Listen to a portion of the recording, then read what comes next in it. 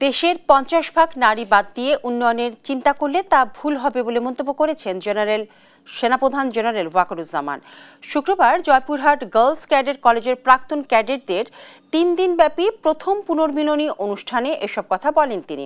এ সময় সেনাপ্রধান প্যারেডে অংশগ্রহণকারী ক্যাডেট এবং প্রাক্তন ক্যাডেটদের সফলতা ও সমৃদ্ধি কামনা করে তাদের দেশ সেবায় আত্মনিয়োগ করার আহ্বান জানান। এরপর সামনে আরও নারী নেতৃত্ব, নারী ক্ষমতায়ন বৃদ্ধি এবং নারী উন্নয়নে কাজ করার কথা জানান তিনি। সুদৃঢ় করবে, দেশ জাতি গঠনে কাজ করে যাবে।